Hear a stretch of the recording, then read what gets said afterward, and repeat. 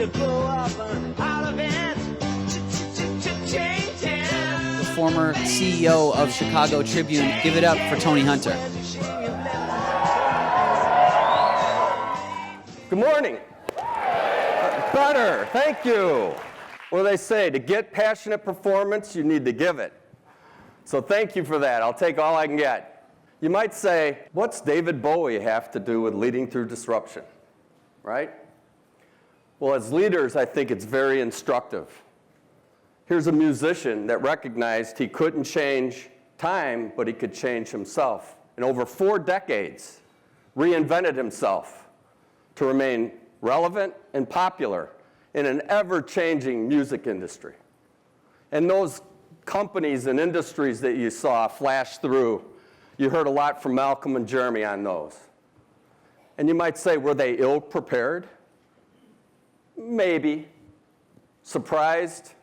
Unlikely. Did they underestimate the disruption that was about to occur? I believe so. I know this doesn't happen in your company, but can you imagine the conference rooms in those industries and companies, what was happening, right? Who in their right mind would pay a complete stranger to drive them somewhere? Personal banking online? Yeah, right. Buying clothes and groceries without going to the store? Never. And near and dear to my heart, consumers of news and information going to anyone other than a legitimate, credible news organization? What are you smoking? Right? So these companies obviously knew it was coming. Wasn't surprised, but they weren't ready. They weren't organizationally ready. They weren't ready to anticipate, embrace the challenge, and aggressively take actions. That's the moral of these stories, right? And you might say, well, what's a former publisher of the Chicago Tribune and CEO of Tribune Publishing going to teach us about leading through disruption? Why am I here? So for over 30 years, I've led teams through change. That's been my entire career, leading change. And importantly, I led the Chicago Tribune and Tribune Publishing during a time of unprecedented disruption and change. Very proud of that. I also have the luxury and accuracy of hindsight, right?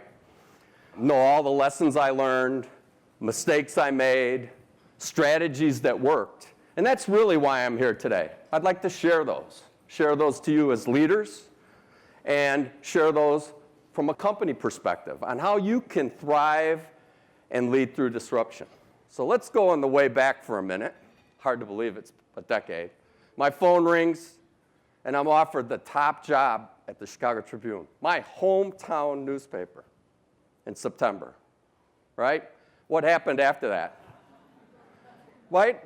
Financial collapse, Great Recession began, digital disruption, mobile phones and social media pounded us, right? And on top of that, icing on the cake, our parent company filed for bankruptcy. So as a first-time CEO, great timing, right? And so I quickly dusted off, and I said, well, what's that mean to our business model? And as you might suspect, the digital disruption really dislocated our model. We had an antiquated cost structure. We couldn't afford what we did before, all of a sudden. The marketplace fragmentation cost tens of millions of dollars to start to leave our organization almost immediately. And as you all know, new revenues never come fast enough, right? In fact, that's what kills a lot of innovation is, well, where's the result? And we don't give it enough time. So all those factors really put a lot of pressure on us. So I got out from under the desk in the fetal position, right? Right? Because we're all human, right? It's like, wow. But everybody expects then, what's the plan? How are you going to transform? And that's what we went after next, is how to transform our business model so we could survive.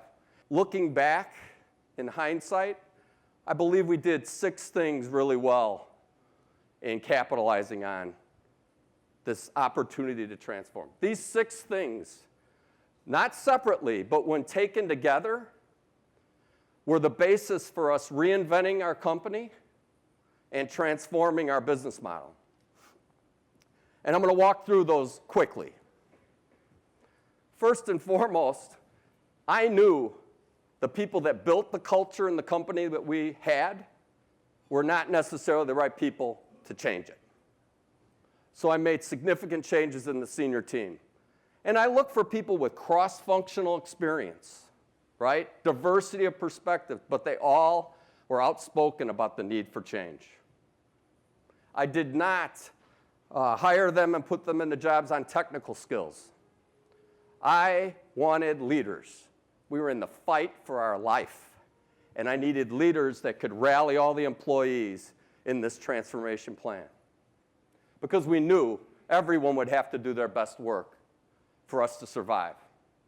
What I want to introduce is something that combines a culture that embraces change and exceptional execution.